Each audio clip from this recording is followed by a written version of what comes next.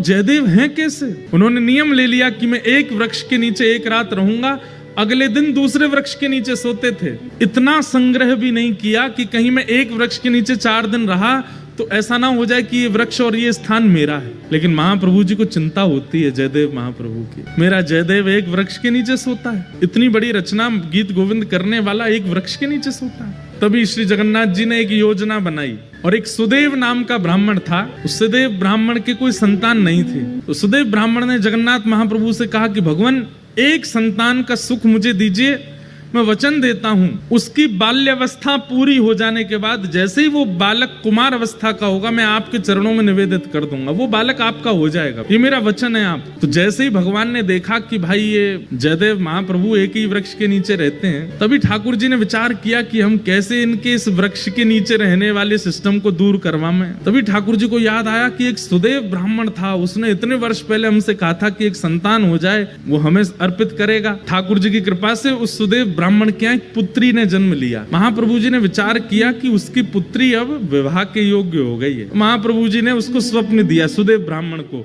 और स्वप्न में जाकर के उसको याद दिलाया कि तुमने हमसे कहा था एक संतान होगी तो तुम हमको अर्पित करोगे, तुम्हारी बेटी हुई, अब भूल गए अपना वचन। अगले दिन ही सुदेव अपनी बेटी लेकर के महाप्रभु जगन्नाथ जी के सामने गया। जय जय, मेरी धृष्टता क्षमा, मैं भूल गया था कि पुत्री आपको अर्पित करनी, मेरी पुत्री आप इसको स्वीकार करो। जैसे ही उसने प्रणाम किया, महाप्रभु जगन्नाथ जी उसके अंतस्थ में आ गए और बोलने लगे, बोले अब ये हमारी हो गई तो हम जहां जाएंगे वहां इसको लेके जाओ, हम जहां चाहेंगे वहां इसको दे आओ। बोले आज्ञा करो।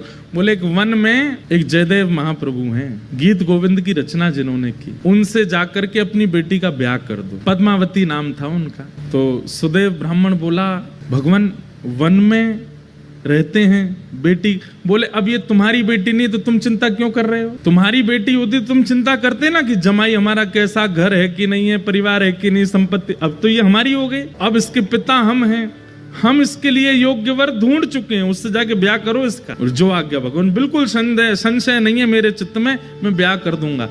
और जाते जाते जगन्नाथ महाप्रभु, सुनो तुम अपनी बेटी लेकर के संबंध कराने आए हो, ऐसा बिल्कुल मत बोलना, ये कहना महाप्रभु जगन्नाथ जी ने भेजा है और उन्होंने ही आज्ञा की है कि आपको इनसे ब्याह करना पड़ेगा। सुदेव ब्राह्मण अपनी पुत्री पद्मावती को लेकर के पहुंचे। श्री जयदेव महाप्रभु एक वृक्ष के नीचे बैठे थे तो प्रणाम किया। जयदेव महाप्रभु, कहिए भगवान कैसे आना हुआ? बोले भगवान आप सुयोग्य हैं और मेरी बेटी आपके बिल्कुल योग्य है, मैं अपनी पुत्री का आपसे विवाह करने के लिए आया हूं।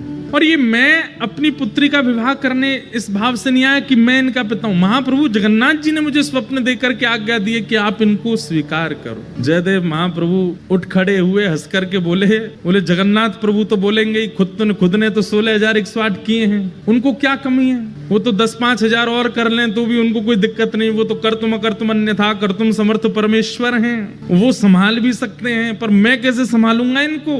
मैं तो एक वृक्ष के नीचे एक रात रहता हूँ, फिर दूसरे वृक्ष के नीचे दूसरी रात गुजारता हूँ, तीसरे मेरा कोई ठिकाना नहीं है। और भाई इनको रखने के लिए तो बहुत व्यवस्थाएं करनी पड़ जाएंगी, मेरे भजन में बाधा हो जाएगी, मेरे चित्त में इतना भाव प्रेम नहीं उमड़ पाएगा फिर ठाकुर जी के प्रति। क्षमा करें महाप्रभु, भले ही जगन्नाथ जी ने इनको भेजा। बोले महाप्रभु जी से कहो कहीं और व्यवस्था देखें इनके लिए, बाकी सारी आज्ञा उनकी स्वीकार है पर ये स्वीकार नहीं है, हम ब्याह नहीं कर पाएंगे। मना कर देते हैं, नहीं करेंगे।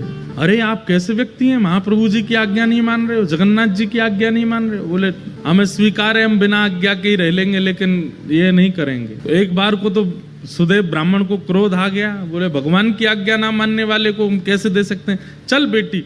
अपनी पुत्री को उठाने लगे तो पुत्री बैठ गई। बोले नहीं, महाप्रभु जी ने आज्ञा की है कि तुम इनकी हो, मैं तो इनको सर्वस्व दे चुकी हूँ, मैं तो इनको अपना मान चुकी हूँ, ये भले ही मुझे स्वीकार ना करें। पिताजी अब आपका कर्तव्य नहीं है, मेरे परम पिता जगन्नाथ जी ने मुझे इनको सौंपा है, अब मैं इन्हीं की हूँ, चाहिए मुझे स्वीकार करें चाहे नहीं करें। जयदेव महाप्रभु बोले वाह, ऐसा समर्पण तो हमने नहीं देखा। बोले नहीं, महाप्रभु जी ने आपको अर्पित किया, तो मैं आपकी हूं। जयदेव महाप्रभु बोले छोड़ जाओ इनको, 2-3 दिन हमारी दिनचर्या देखेंगे, खुद ही भाग जाएंगी ये। लेकिन पद्मावती का ऐसा त्याग, जयदेव महाप्रभु अगर उस वृक्ष के नीचे बैठे हैं तो उनके सन्मुख वाले वृक्ष पर बैठ जाती और उनको अपलक नेत्रों से देखती, लेकिन सब स्थितियों में बिल्कुल अनुकूल रह करके अपने श्री जयदेव जी को देखती रहती। 3 दिन बाद जब वो नहीं जा रही तो श्री जयदेव महाप्रभु ने मन में विचार किया कि ये इसकी जिद नहीं है, ये श्री जगन्नाथ प्रभु अपना अधिकार दिखा रहे हैं मुझको कि देखो मेरा तुम पर कितना अधिकार है,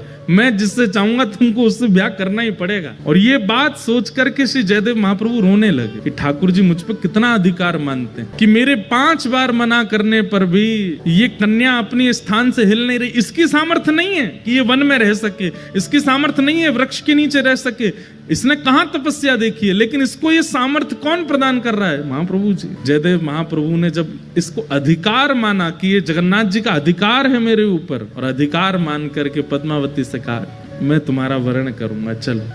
और तब पद्मावती से ब्याह किया। केलुबिंद नाम का एक स्थान है और वहां अपनी पत्नी के साथ गए और गांव के बाहर ही एक झोंपड़ी बना करके अपनी पत्नी के साथ जयदेव महाप्रभु रहते थे। अब ठाकुर श्री जगन्नाथ जी को शांति पड़ी कि हाँ अब ठीक है, झोंपड़ी में रहता है, अब कम से कम धूप, वर्षा, सर्दी, गर्मी, जीव जंतुओं से सुरक्षित तो है, कोई दिक्कत नहीं।